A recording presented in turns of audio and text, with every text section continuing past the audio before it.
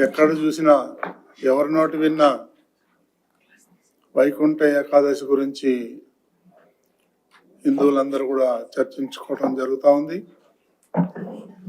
దానికి అనుగుణంగానే మన ఏర్పాట్లన్నీ కూడా బ్రహ్మాండంగా మన అధికారులు చేస్తున్నారు. వాళ్ళందరికీ కూడా ఈ సందర్భంగా ధన్యవాదాలు.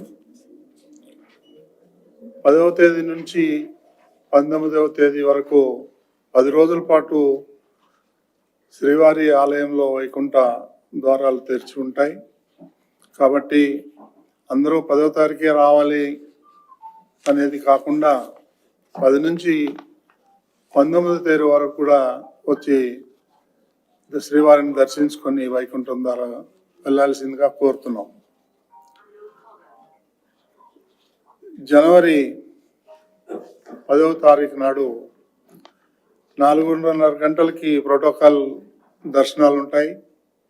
అది అవగానే 7:30-8 గంటలకి సర్వదర్శనాలు ఉంటాయి జనరల్ పబ్లిక్కి. కాబట్టి ఈ అవకాశాన్ని ప్రతి ఒక్కరు కూడా ఉపయోగించుకోవాలని చెప్పేసి కోరుతున్నాం. జనవరి 10 వైకుంఠ ఏకాదశి నాడు ఉదయం 9 నుంచి 11 గంటల వరకు శ్రీదేవి భూదేవి సమేత శ్రీ మలయప్ప స్వామి వారు స్వర్ణరథంపై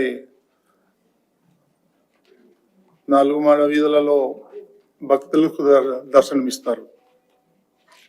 అనంతరం మధ్యాహ్నం 12 నుంచి సాయంత్రం 4 గంటల వరకు మలయప్ప స్వామి వాహన మండపంలో భక్తులకు దర్శనమిస్తారు. కాబట్టి ఈ అవకాశాన్ని అందరినీ కూడా అందరూ ఉపయోగించుకోవాలని చెప్పేసి బోర్డు ద్వారా అధికారుల ద్వారా మీకు తెలియజేస్తున్నాం. జనవరి 11 వైకుంఠ ఏకాదశి సందర్భంగా ఉదయం 5:30 నుంచి 6:30 గంటలకు వరకు చక్రస్థానం నిర్వహిస్తారు. కాబట్టి ఈ అవకాశాన్ని కూడా అందరూ ఉపయోగించుకోవాలని చెప్పేసి కోరుతున్నాం. తిరుపతిలోని 8 కేంద్రాల్లో 90 సెంటర్లో ఈ టోకన్లు జారీ చేస్తారు. కాబట్టి ఈ అవకాశాన్ని అందరూ ఉపయోగించుకోవాలని చెప్పేసి కోరుతున్నాం.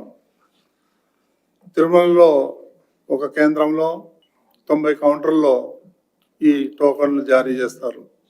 10 రోజులు సిఫార్సు లేఖలు స్వీకరించబడవు.